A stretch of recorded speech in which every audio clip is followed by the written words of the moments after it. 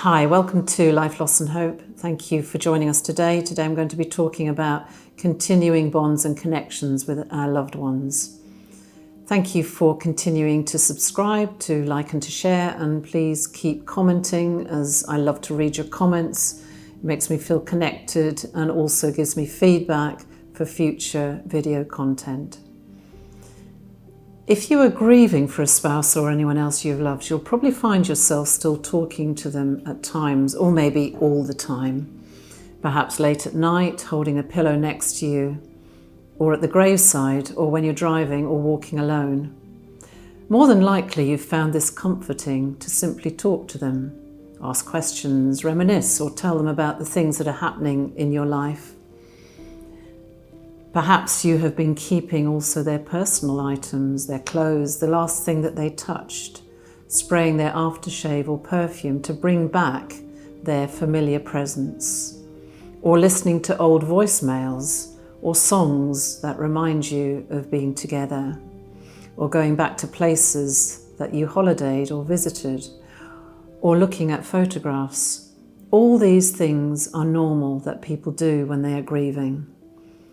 And if you are doing any of these things, or even all of these, please let me reassure you that you're not tormenting yourself. You're not in denial or holding on to the past. It's a way of continuing your love and your relationship. In reality, the only way you can now.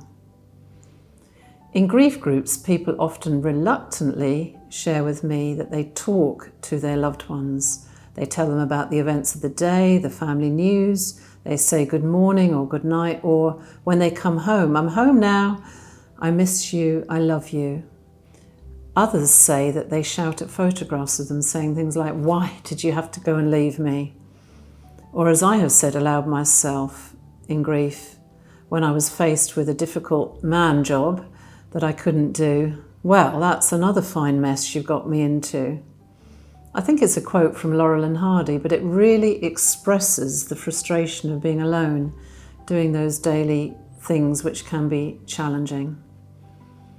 It can seem illogical and crazy to those who do not understand grief, but for those who are in grief, it can also feel like a shameful secret, a sign of madness, or an unhelpful obsession with the past. It is none of those things. And for many, it's a normal response after loss. For a life dies, but the relationship doesn't. And continuing connections and bonds, as they are called, are a very helpful way to integrate that love into life moving forward. One of the myths of grief is that we should slowly forget the past and move on with our lives. We are often told that we need to find closure. That is, we need to close this chapter of our life before we can begin another one. Nothing can be further from the truth. Grief is not about letting go. The continuing bonds theory is about finding ways in our changed life of normalizing that continued relationship after they have died. The reality is that we journey with our grief all our life in some form or other, which is both painful and beautiful. And the recognition of continuing bonds has brought a significant shift in the understanding of the grief process.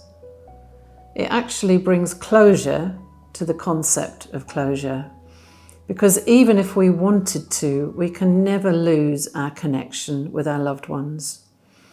Because we're tied with them in so many ways, and memories are constantly being evoked as we live out our lives without them.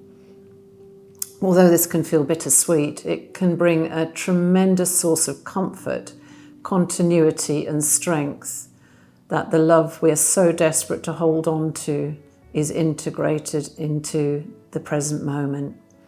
As we potter around the house, as we travel, cook, spend time with family, in the garden or at shops, we can constantly remember them, the fun times, the hard times, the silly, personal things, the private jokes, conversations, their favourite things, things they said and did. For these are the legacies from the person that we loved and become part of us, and inevitably part of our own biography. Our parents, our siblings, our spouses have left an indelible mark on who we are, and they remain with us.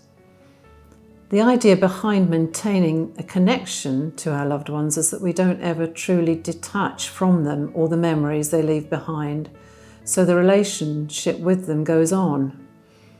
Doing so is not only normal, but does help us cope with grief and to adjust to a new reality, because we modify our relationship with them rather than completely relinquishing those bonds altogether, as we can learn to live a new life without them. As with all things, it's about finding a healthy balance, which does happen over time. It is important not to focus too much on what you had to the point where you get stuck in your grief, and that can prevent you from healing and forging a new life without them. So let's explore some things that can promote continued bonds and connections. Firstly, it could be visiting the gravesite. That could be helpful. For many people, going to the gravesite can be too grief triggering. Seeing the headstone engraved with their loved one's name, the dates of birth and death, only magnifies the loss and the pain, bringing it back into a stark reality. For this reason, some people avoid the graveside for years or even decades. However, other people find comfort in having that place to visit. The graveside brings them peace and makes them feel closer to their loved one. Going to the grave provides an opportunity to spend time with them, to talk to them and share their life with them after death. People often talk about even feeling compelled to visit the graveside regularly, especially in the early months and years. But this can change over time. And just remember that everyone is different and navigates loss in their own unique way. So do whatever is helpful for you. Secondly, some people like to keep a journal. Keeping a grief journal following a loved one's death can help you maintain the bond and the love and the relationship with you, and be very cathartic to write. Expressing your emotions on paper is a way of externalizing the internal turmoil, helping you to cope with your grief, and allows you to look back at your first year of mourning to perhaps even gain a perspective on your evolving feelings. Many bereaved people have even turned their journals into books on grief that can in turn help others. Reading how others have explored their own pain, sadness and found ways to cope with their loss can give encouragement, light and hope to others walking through the dark valley of loss. Journaling also allows you to move with and through your pain, meshing the aspects of your life shared with your loved one into the present moment. And writing about your experiences and even sharing them aloud may help you feel their presence closer to you. Secondly, there's memory objects. Several people have shown me bespoke items, for instance, a teddy bear, a cushion, a blanket, that have been made from their loved one's old clothes, their favourite ties, their shirts, their dresses, or such like. And these objects are lovely memory containers of special times and are a physical thing to cuddle or even talk to. Other people have told me that they have created a beautiful collage of photos, or that they print special photos to hang on the walls to be around them as a constant reminder. Others may choose to remember their loved one with a piece of art or jewellery made from the crematorium ashes. Wearing it makes them feel close to them. Keeping and cherishing things from the past life together is very common, and so people may wear a piece of jewellery that belonged to their loved one. As I've said, they may talk to them when they need advice. You can maintain rituals that you even developed with them, such as perhaps sleeping on a particular side of the bed or visiting a special place that you enjoyed together. And remembering moments marking birthdays and anniversaries can also be an important connection. Or you may want to carry their legacy on of giving to a charitable cause that they were passionate about, or decide to volunteer or support a new venture that honours their memory. You may have other unusual moments when you do feel that continuing connection. For some people, it's in dreams. Our loved ones can appear in dreams alive, and sometimes people have told me that they feel someone's presence or even experience the smell, the voice, or the touch of someone who died. Others may have a more symbolic experience. For some, the unexpected sight of a white feather, a robin, a butterfly, or a rainbow can feel like a visible bridge to the loved one that they miss so much, and often comes in a moment when they need it most. Still others may find the sense of someone they loved continuing in their relationships with their children or their grandchildren.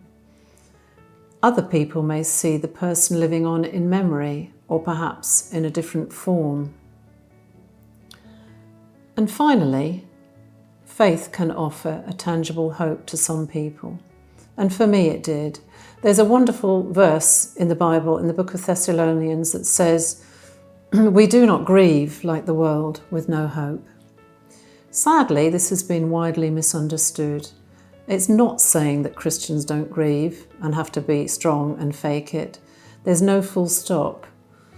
It's saying that we don't grieve without hope, because we do have the hope and the promise of eternal life and reunion. And it can be a comfort to believe that we'll see our loved ones again, and we know that they are living on in heaven, where there is no more pain, suffering, or tears.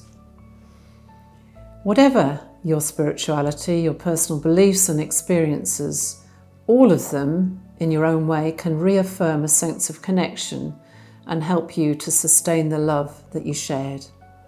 It's difficult enough as we struggle to learn to live life without the person that we love so much. And it's a huge relief that we don't need to burden ourselves with the thought that now we have to find closure, forget what was, and move forward and leave them behind.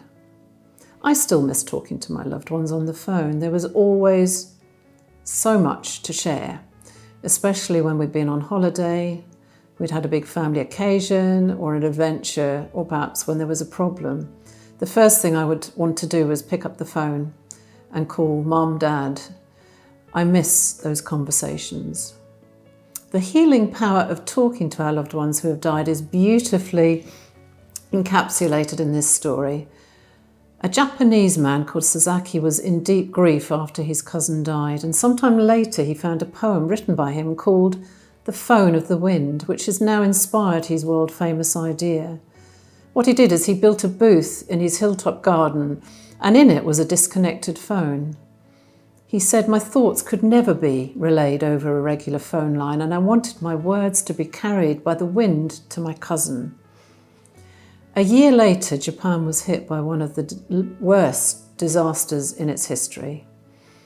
Sasaki's village was decimated by a factor 9 coastal earthquake, which caused 30-foot tsunami wells, and within 30 minutes his whole village was nearly destroyed.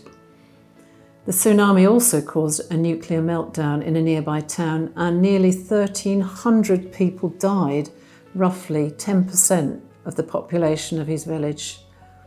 So he decided to open his phone booth to his neighbours. And day and night, night and day, they kept coming to call and speak to those they had lost. And they whispered into the wind their regrets, what they could not say, what they wished they had have said, and what they wished they could still say. And over the years, 30,000 people have visited this phone of the wind, and it's carried their most intimate thoughts, their sorrow, their longing, right from their hearts into the wind and beyond.